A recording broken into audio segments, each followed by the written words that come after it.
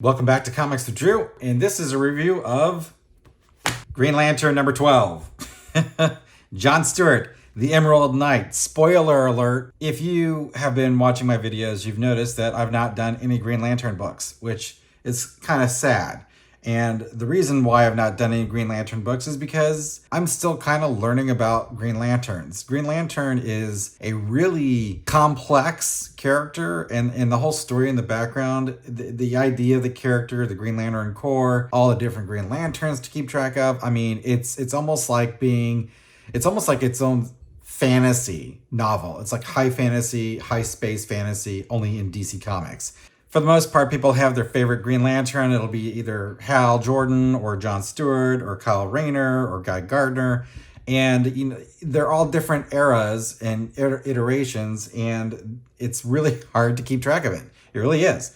So I decided that, you know what, I'm going to believe the impossible dream. I'm going to actually try to learn about Green Lantern, and I'm going to try to read Green Lantern. I got all the Jeff Johns Green Lantern omnibuses, so I've got all three of them. And I've got the Venditti run from the New 52, and I've got, the current Green Lantern series, which is starring John Stewart by Jeff Thorne. And this has not been a popular book for a number of reasons.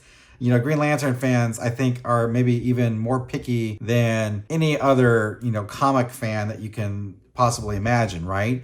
Because there's a lot of intricacy in the lore for it. You got the Guardians, you got Oa. I mean, it's just, there's a lot of stuff going on. You're straddling a really thin line when you're working on this book. So Jeff Thorne apparently had pitched to DC an idea for Green Lantern. And in my opinion, as a virgin Green Lantern reader, it actually seemed kind of cool what they were doing when they kicked it off. But it has meandered, to say the least. It is an uneven run. I honestly don't know what they're going to be doing with the story beyond this. But I wanted to review this book because it's the natural conclusion of the past 12 issues. And there's something that's in this book that's actually pretty interesting. Now, over the course of the past, 12 issues, again, they've been including a lot of stuff from the New Gods, right? So Jack Kirby, who created the New Gods, he came to DC for a short amount of time and was just hyper creative and created a lot of the backstory, a lot of space stuff that allowed DC to kind of have a foundation that it otherwise had not had before, that it kind of lacked. So with Jack Kirby, with the New Gods and all of the lore that he was creating, I mean, the dude was,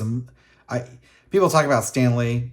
Jack Kirby is the godfather of comics. Let me tell you what, it's staggering the kind of stuff that he was able to put together. Here's a quick aside. Jack Kirby, when he used to write comics, when he would draw comics, he would, especially when he was working at Marvel, Stan Lee would give him like the story or the script, quote unquote, like per the Marvel method, right? And Kirby would go to his drafting table and he would draw left to right all the way through and start the book, page 1 here, go all the way through, and then page 2, and then on and on and on. That's how he would actually draw. He would draw it start to finish like he was writing out a novel. It was crazy. The reason I'm bringing up Jack Kirby is because they have his New Gods characters in this story, and then they introduce the Source, which is a Jack Kirby creation, and the Source looks like Jack Kirby.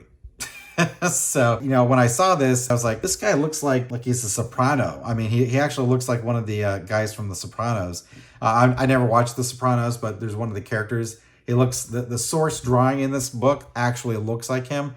And then I found out later that was, oh wait, that's Jack Kirby. And I was like, wow, that just might be the most amazing Easter egg I've ever seen in a comic book, as far as, what it means and what the character is and what the figure in comics, the kind of long shadow that Kirby casts. It was just a really brilliant idea. So I thought, you know what, I should probably go pick up another copy of this just for kicks, because it's not every day that you get to see Jack Kirby actually in a comic book within the story. So to show you just how badly DC has treated Green Lantern recently, the comic shop that I like to go to, the owner of the comic shop is such a big Green Lantern fan that he actually has a Green Lantern tattoo. He has the Green Lantern emblem tattoo on his arm, and his favorite Green Lantern is Guy Gardner, which Tom King just got done murdering for no reason. When I called him up, I said, look, do you happen to have an extra copy of Green Lantern? He goes, I don't even read this myself. And when you're talking about someone like that, who has a tattoo of Green Lantern, and is so disappointed that he's not even reading the current run. That really says a lot about the state of Green Lantern at DC Comics right now. It's quite frankly embarrassing. Back to the point, I said to this comic shop owner, I said, hey, do you have an extra copy of Green Lantern 12? And he goes, no, I just order it straight to subs. What that means is that people that sub to the book, he orders just enough books for those people. So then I called another comic shop and they said, yeah, we don't know. We only get a certain amount and we don't really over order them because no one reads the book. And, that's embarrassing and that's sad. So, I don't know if this is a problem with Jeff Thorne or it's a problem with DC. I know a lot of people don't like what Jeff Thorne's doing in this book. Throughout the last 12 issues, he's killed off a bunch of Green Lanterns pretty indiscriminately. So that's one of the reasons why people don't like it. He also has different interpretations, I think, of some things that people have set in their minds as the way things work with the Green Lanterns. But as a review of the book, this book actually is probably the most coherent of the entire run for Thorne so far. So basically, we've been dealing with John Stewart, playing around with new gods and getting new powers, and it culminates in this point where he actually becomes ascended and is an Emerald Knight. And I'm not really, spoiling that for you clearly, but this is the end of that storyline. The art, this is another problem with this Green Lantern run. The art has not been what you would expect. This is not Ethan Van Sciver Green Lantern art. It's just really cartoony. It's the kind of stuff you might find in Scholastic books, I guess. It's not what you would expect for a badass comic. I don't want to crap all over Rainey here.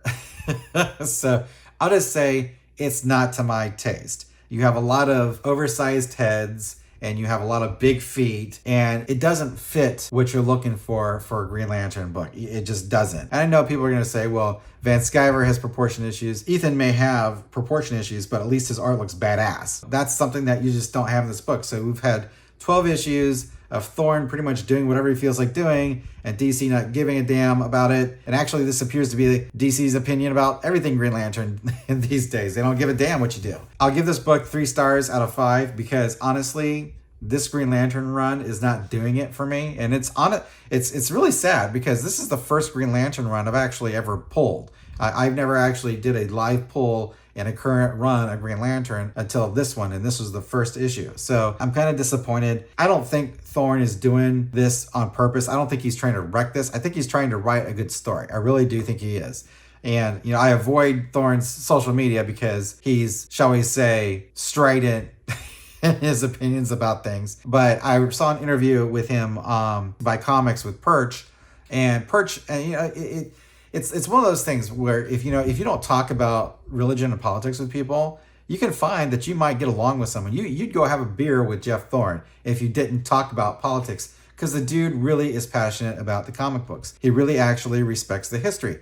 And you can tell because of the fact that he's got Jack Kirby in this book. You're not going to put Jack Kirby in this book unless you really respect Jack Kirby. That's the way I feel about it. I think Jeff Thorne is doing the best he can, but this particular issue is probably the best issue. So this isn't really a review of this book specifically. It's more of an overview of the entire run and the state of Green Lantern. Your mileage may vary. If you like Green Lantern, you probably won't like the book. I'll be perfectly honest with you. If you're a John Stewart fan, you may not even like this particular rendition or how this plays out with John Stewart. It's hard to tell, because everybody has their own Green Lantern that they personally like. All I'm hoping for is that going forward, we start getting some really solid, awesome Green Lantern writing. I know Jeff Johns is back with that Flashpoint Zero book, so maybe he'll get back and do some more Green Lantern. I don't know. Actually, I still need to read all those omnibuses, or omnibi. Once I read all of those, then maybe Johns has written everything he could possibly write about Green Lantern. Who knows?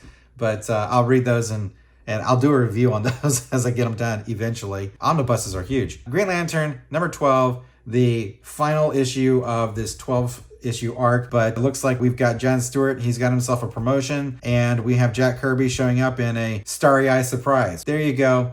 Green Lantern, number 12.